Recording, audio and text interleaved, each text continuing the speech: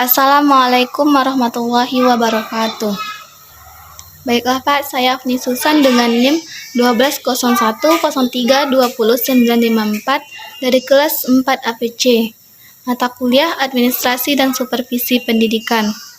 Untuk memenuhi tugas ujian tengah semester, kali ini saya akan menjelaskan tentang administrasi kesiswaan. Sebelum kita membahas lebih mendalam mengenai administrasi kesiswaan, akan lebih baik ketika kita mengetahui apa yang dimaksud dengan administrasi dan juga siswa atau peserta didik. Secara etimologis, perkataan administrasi berasal dari bahasa Latin, yaitu ad dan administrate yang berarti melayani atau to service. Sedangkan dari bahasa Inggris adalah administrasi atau to administer, yang berarti untuk mengatur dan mengarahkan, sehingga administrasi dapat dimaknai sebagai kegiatan untuk melayani, membantu, mengatur, dan mengarahkan untuk mencapai tujuan tertentu. Menurut Undang-Undang Nomor 20 Tahun 2003 tentang Sistem Pendidikan pada Bab 1 Pasal 1 Ayat 4, peserta didik adalah anggota masyarakat yang berusaha mengembangkan potensi diri melalui proses pembelajaran yang tersedia pada jalur, jenjang, dan jenis pendidikan tertentu. 1. Pengertian administrasi kesiswaan.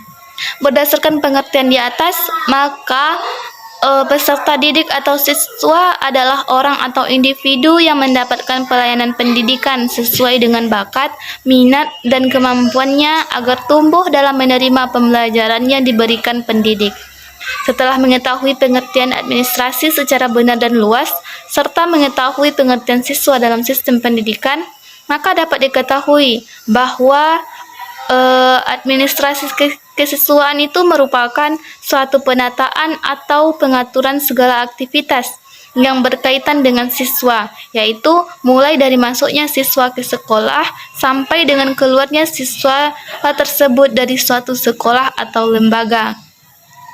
Administrasi siswa juga diartikan seluruh proses kegiatan yang direncanakan dan diusahakan secara sengaja serta pembinaan secara kontinu terhadap seluruh peserta didik dalam lembaga pendidikan yang bersangkutan agar dapat mengikuti proses belajar mengajar atau PBM secara efektif dan efisien demi tercapainya tujuan pendidikan yang telah ditetapkan. Kedua, tujuan dan manfaat dari administrasi kesiswaan. Berdasarkan dari tujuan dan manfaat dari administrasi kesiswaan dapat dibagi dalam beberapa hal, antara lain yaitu yang pertama, melakukan pencatatan murid semenjak dari proses penerimaan sampai saat murid meninggalkan sekolah karena sudah tamat mengikuti pendidikan pada sekolah itu, serta menunjang proses pembelajaran sehingga lancar, teratur, dan memberikan kontribusi pada tujuan pendidikan. Yang kedua, dapat mengetahui kuantitas dan kualitas siswa yang ada. Ketiga, dapat memetakan asal siswa, baik itu daerah asal ataupun sekolah asal siswa, serta setelah lulus, kita juga dapat memetakan penyebaran lulusan siswa tersebut. Keempat, dapat membuat suatu lingkungan pembelajaran yang nyaman karena adanya tata tertib yang tertulis untuk siswa. 3. Ruang lingkup administrasi kesiswaan. Administrasi kesiswaan itu merupakan kegiatan pencatatan siswa atau peserta didik mulai dari siswa mulai masuk sekolah hingga siswa tersebut meninggalkan sekolah karena lulus atau alasan lainnya. Kepala sekolah atau lembaga pendidikan sebagai leader hendaknya mampu untuk mempersiapkan atau merencanakan hal-hal yang berkaitan dengan administrasi kesiswaan. Kegiatan yang dimaksud adalah yang pertama yaitu penerimaan peserta didik.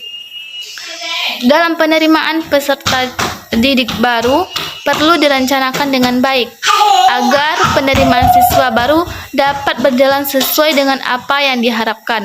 Dalam hal ini juga harus memperhatikan hari-hari libur sekolah atau hari Ahad, agar tidak terjadi tabrakan dengan registrasi siswa yang lama. Kegiatan penerimaan siswa baru biasanya dikelola oleh panitia penerimaan siswa baru atau panitia penerimaan murid baru. Dalam kegiatan ini, kepala sekolah membentuk panitia atau menunjuk beberapa orang guru untuk bertanggung jawab pada tugas tersebut. Setelah para siswa diterima, lalu dilakukan pengelompokan dan orientasi sehingga secara fisik, mental, dan emosional siap untuk mengikuti pendidikan di sekolah. Siap untuk mengikuti pada tahap penerimaan peserta didik baru ini, tentu saja setiap orang atau individu memiliki kesempatan yang sama untuk mengikuti sebuah pembelajaran di sekolah atau lembaga pendidikan. Kedua, kebijakan penerimaan peserta didik. Kebijakan penerimaan peserta didik baru memuat aturan mengenai jumlah peserta didik yang dapat diterima di lembaga pendidikan tersebut sesuai dengan kondisional lembaga pendidikan tersebut, seperti daya tampung, kriteria yang dapat diterima, sarana prasarana, tenaga kependidikan yang ada, jumlah peserta didik yang tinggal kelas, dan sebagainya. Selain itu, kebijakan penerimaan peserta didik baru juga memuat mengenai sistem penerimaan, waktu penerimaan, serta personalia yang akan terlibat dalam proses penerimaan. 3. Sistem penerimaan peserta didik baru.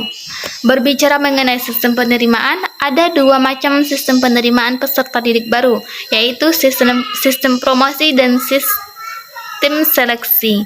Dalam sistem promosi ini merupakan sistem penerimaan yang tidak menerapkan seleksi dalam penerimaan peserta didik baru, sehingga setiap siswa yang telah mendaftar akan secara langsung diterima oleh lembaga pendidikan tersebut sebagai peserta didik baru. Sedangkan dalam sistem seleksi adalah sistem penerimaan peserta didik baru yang menerapkan seleksi atau penyaringan terhadap peserta didik yang telah mendaftar. Ada 3 macam sistem seleksi, yaitu melalui seleksi DANIM, seleksi penelusuran minat dan bakat atau PMDK, dan seleksi berdasarkan hasil ujian masuk. Seleksi melalui DANIM berarti ketika calon peserta didik masuk dalam ranking yang ditentukan oleh sekolah, maka peserta didik tersebut dinyatakan lolos seleksi. 4. Kriteria penerimaan peserta didik. Kriteria adalah patokan-patokan yang menentukan bisa atau tidaknya seseorang untuk diterima sebagai peserta didik. Kriteria penerimaan peserta didik ada 3 macam. Yang pertama, kriteria acuan patokan atau standar criterion references. Kriteria acuan patokan merupakan penerimaan berdasarkan syarat atau kriteria yang telah ditentukan sebelumnya. Kedua, kriteria acuan norma. Criterion references. Kriteria acuan norma adalah penerimaan berdasarkan keseluruhan prestasi yang diperoleh di jumlah dan di rata. Ketiga, kriteria berdasarkan daya tampung sekolah. Kriteria berdasarkan daya tampung sekolah merupakan penerimaan berdasarkan daya tampung yang telah ditentukan sehingga memenuhi kriteria ketika di dalam cakupan daya tampung yang telah ditentukan. Konsekuensi dari adanya kriteria ini adalah ketika ada calon peserta didik yang tidak memenuhi kriteria yang telah ditentukan, maka calon peserta didik akan dinyatakan gagal atau tidak diterima. Dari penjelasan di atas, maka dapat saya simpulkan bahwa administrasi kesiswaan dalam pendidikan tersebut merupakan seluruh proses kegiatan yang direncanakan dan diusahakan secara sengaja serta pembinaan secara kontinu terhadap seluruh peserta didik dalam lembaga pendidikan yang bersangkutan agar dapat mengikuti proses belajar mengajar atau PBM secara efektif dan efisien demi tercapainya tujuan pendidikan yang telah ditentukan atau ditetapkan. Sedangkan tujuan dan manfaat administrasi kesiswaan itu untuk melakukan pencatatan murid semenjak dari proses penerimaan sampai saat murid meninggalkan sekolah karena sudah tamat mengikuti pendidikan pada sekolah itu, serta menunjang proses pembelajaran sehingga lancar, teratur, dan memberikan kontribusi pada tujuan pendidikan.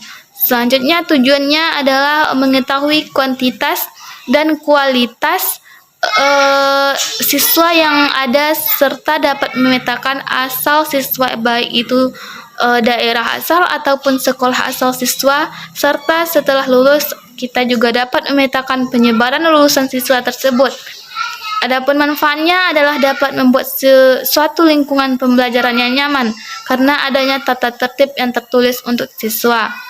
Ruang lingkup administrasi kesiswaan itu meliputi penerimaan peserta didik, pencatatan peserta didik, dan tata tertib peserta didik. Cukup sekian penjelasan yang dapat saya berikan, Pak. Jika ada salah saya mohon maaf. Wassalamualaikum warahmatullahi wabarakatuh.